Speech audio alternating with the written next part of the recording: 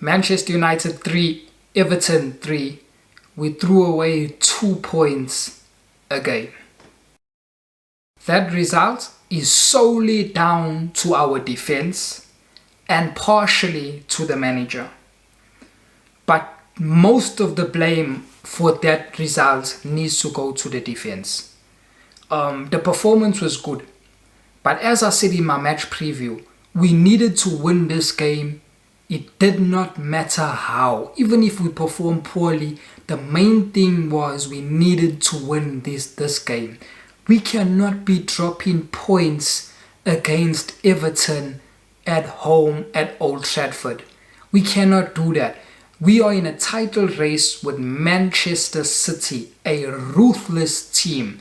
The only places that Manchester City drop points is against Liverpool, maybe Chelsea, and maybe Man United. Apart from those 3 teams, Manchester City do not drop points. Manchester City practically win each and every game. They are ruthless. So if you are in a title challenge with Manchester City, you cannot afford to be dropping points.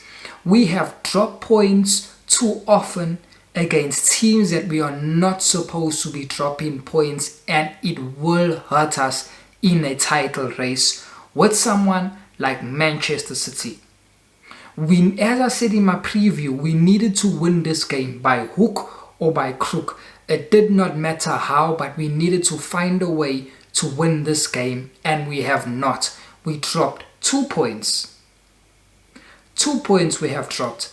And in a title race, that's a lot of points. And we practically threw away those points. Because if you look at the game, I say the defense first of all is to blame. Above everything else, the defense was to blame against this game against Everton. The first goal, David De Gea. David De Gea sold us on that first goal.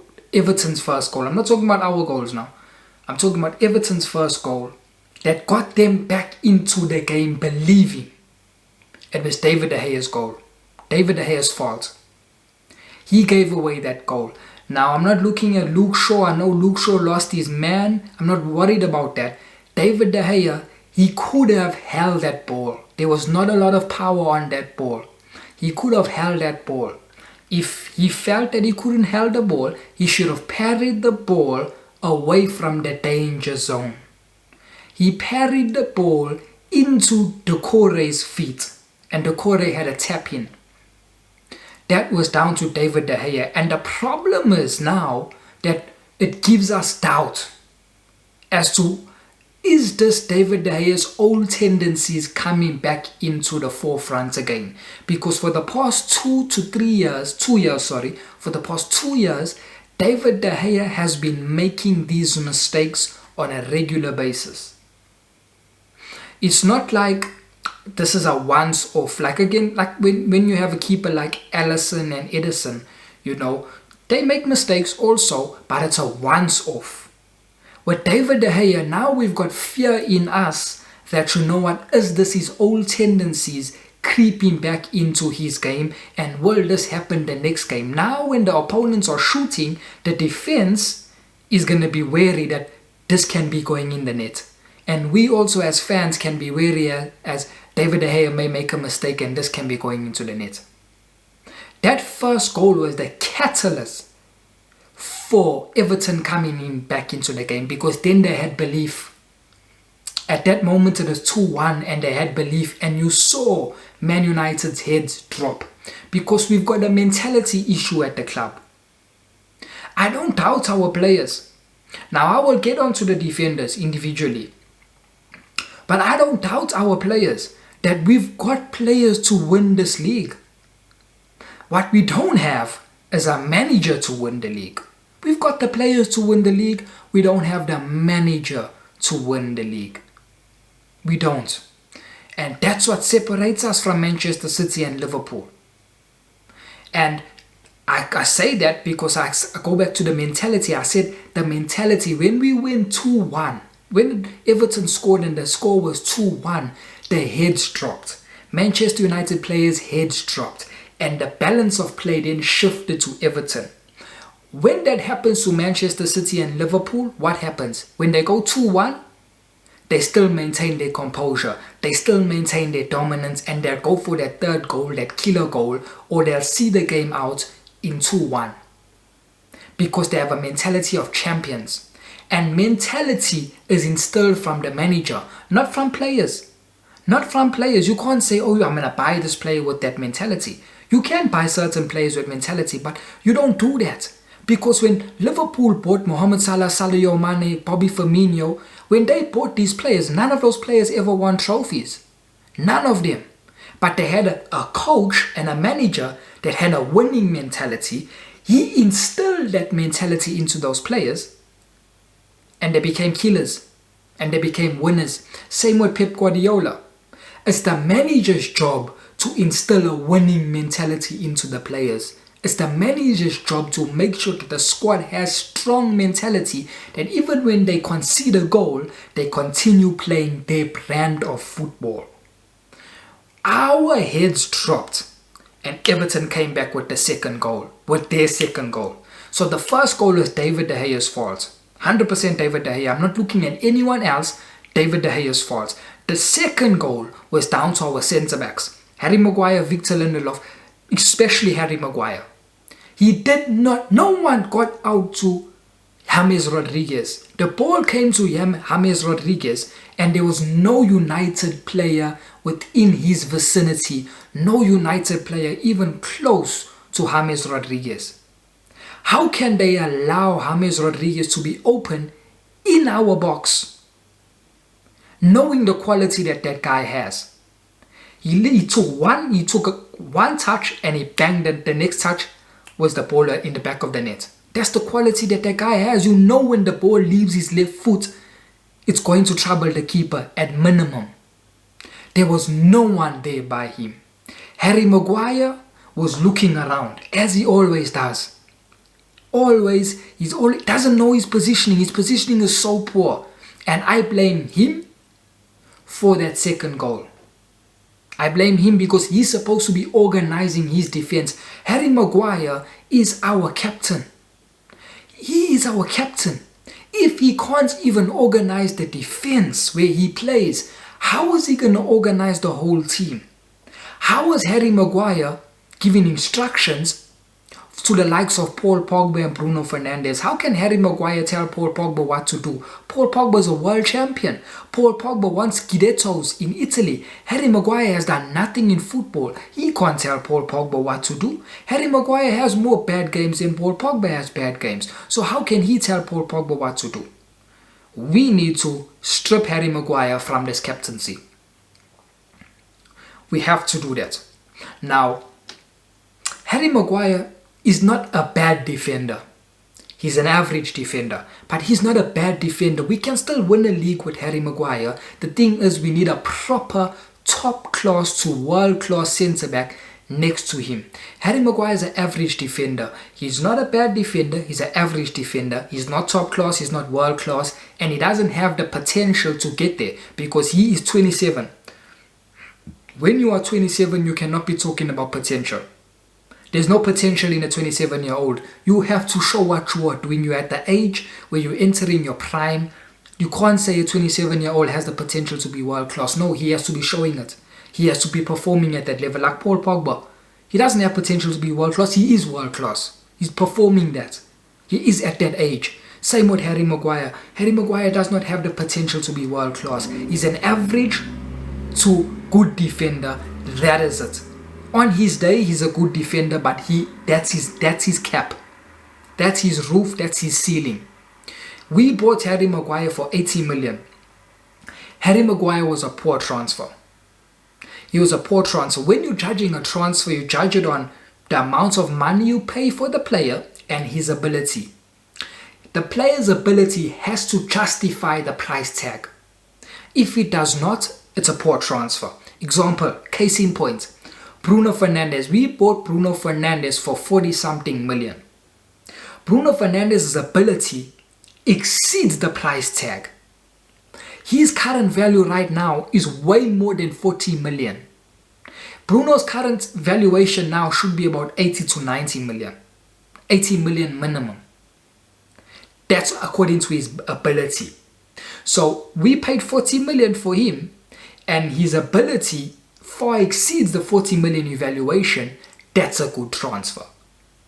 Another case in point, Manchester City bought Ruben Diaz. They bought him for 60 million. You look at his ability and his performances that he's giving him in his first season, it way supersedes 60 million. His evaluation is probably at 80 to 90 million, Ruben Diaz. That's a good transfer. So we go back to Harry Maguire. We paid 80 million for Harry Maguire. And he's not top class, he's not world class. He's an average defender, and we paid 80 million for him. Where Manchester City paid 60 million, we paid 80 million. Ruben Diaz is better than Harry Maguire, but we paid more money for Harry Maguire. Harry is not even a 60 million defender. Harry is probably a 40 million defender. When you buy a defender for 80 million, you break the record that we done. He is the most expensive defender. You expect at minimum for him to be world class. At minimum, you expect, okay, yeah, he's going to be world class. Like when we signed Paul Pogba, at that time he was world class. I'm not even going to say anything because he was one of the best midfielders in the world even at that time. That's what you expect when you're spending so much money. So when you buy Harry Maguire for 80 million, you expect to be signing a world-class defender. He has never shown us that he's world-class. He doesn't have the potential to be world-class. He's 27 years old. We cannot ever talk about potential. He was a poor signing because his ability doesn't match his price tag that we paid for him. Look at the goals that we shipped in. I said the second goal, I put some blame at Harry Maguire's feet. He needs to be organizing his defense, and he needs to get out there to James Rodriguez. The third goal, you also look at Harry Maguire. He was playing everyone on. And also, he could have tried and gone out there. When the Everton player took the shot, Calvert-Lewin, maybe he could have tried and gone out there. But it's Harry Maguire's duty to be organizing the line in a defensive phase of the game. It is a free kick. Harry Maguire is our main defender, and he's the captain. That is his duty, to be organizing that line and making sure a United head gets on that ball. And any second ball, making sure that there are people that know their duties, that when the ball drops, they clear the ball. That was down to the defense, and he is the leader of the defense.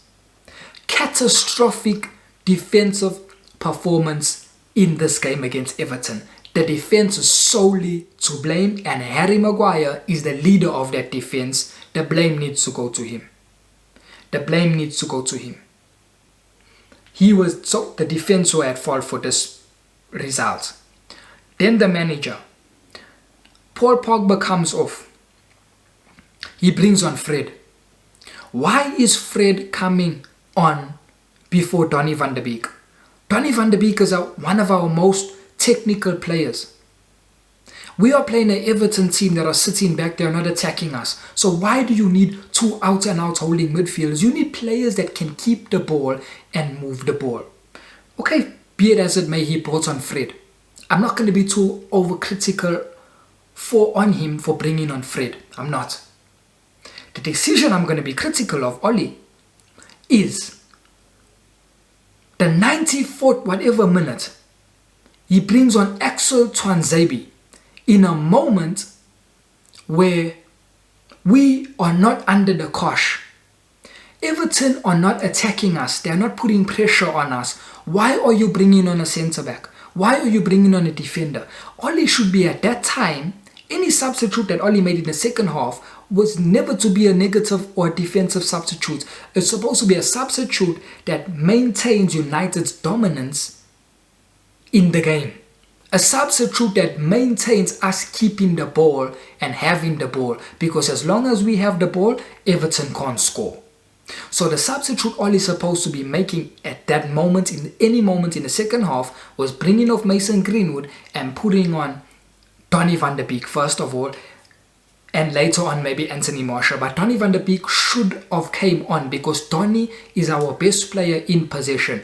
Donny keeps the ball and he does not lose the ball. At that time when Ollie made the substitutes, Everton were not attacking us. We had more possession of the ball and we were comfortable on the ball. So you bring on another midfielder to, yes, another midfielder will shore the game up. Will make sure that we compact, but what he'll also do is he will keep us possession of the ball. Ollie did not do that. Ollie brought on a negative substitute, a defender, and the same player that he brought on was the same player that made the foul for the free kick that Everton scored from. Ollie substitutes, and this is what we get onto Ollie for. Now, I don't want to put so much blame onto Ollie. As I said at the beginning, the first blame and the main blame goes to the defenders. Poor defensive game we had. But you do put some of the blame on Ollie because it's the player that he brought on that made the foul for the free kick. And if he made certain other substitutes like bringing on Martial and Donny van der Beek, two players that are excellent at keeping the ball, Everton wouldn't have the ball. They wouldn't be able to score that third goal because we would have the ball. And maybe we could have gone on to score our fourth goal. No one knows. But he made a negative substitute. And he made such a late substitute. We were calling for a substitute earlier on in the second half. Ollie did not make that. Ollie's in-game management is poor. It's something to be desired.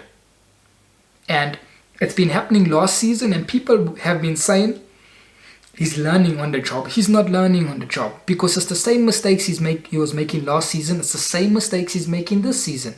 Not making substitutes, making the wrong substitutes at the wrong time. Bringing on Twanzebe when we are not under the cosh, when Everton are not attacking us, when we are well in possession of the game and we are controlling the game. Why do you bring on a defender? You bring on a mid. And I'm not saying he needs to bring on an attacker. I'm saying he needs to bring on a midfielder. Because a midfielder will also show up the game. And he will also help defensively, but he will, most importantly, he will keep the ball for you. The best way of defending, guys, is having possession. If you have possession of the ball, the other team cannot score. It's impossible for them to score if you have the ball. So that's why I'm saying he is partially to blame for this result. This is a poor result. A poor result because you cannot be dropping points at Everton. Everton were there for the taking. We were the better team. Our performance attacking wise was very good. I was happy with the performance attacking wise. Let me go to the players. I've spoken about the back line. I've spoken about the centre backs. Wan-Bissaka never do much going forward. I wasn't happy with his attacking role. We know that he can't attack. We know that's not his strength. That's a big weakness in his game. Defensively, he was okay. Luke Shaw was sound. I don't want to look at him for any of the goals, but Luke Shaw was sound. The midfield, Scott McTominay and Fred are not a midfield for us to be playing when we are expected to play football. Now, when I say play football, I mean when we have the ball and when we keeping the ball and moving the ball and passing the ball and having possession of the game. They are not a midfield to play. Scott McTominay and Fred are a midfield that should play against Manchester City and Liverpool and maybe Chelsea, maybe. When you know that we are going to surrender possession because those teams are better than us on the ball and we are going to play on the counter.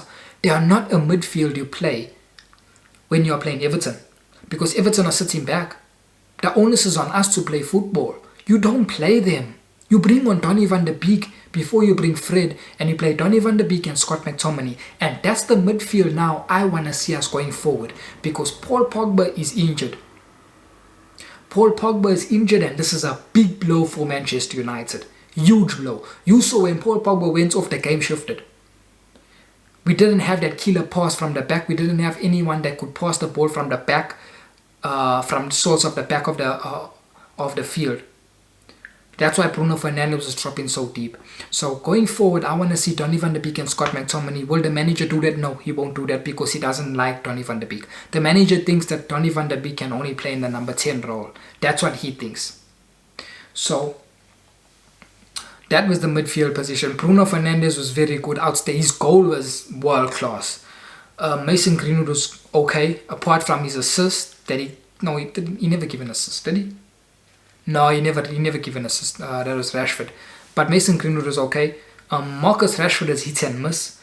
Marcus Rashford looked like a big threat when he was driving forward with the ball. The ball at his feet, he was looking world class. The defenders couldn't tackle him, but his decision making lets him down. That's the only negative thing about Marcus Rashford. Edison Cavani was looking good. That's the players, guys. That's the players. I'm very disappointed in this result. Very disappointed because we're dropping points where we can't be dropping points. We are in a title race. Before you know it, Manchester City will be 6 points ahead of us. They'll go from 6 to 9, and then after that, you're not in a title race. I'm disappointed, guys. That's my match review. Smash the like on this video, and if you're watching this and you haven't subscribed, subscribe to the channel. I'll see you all.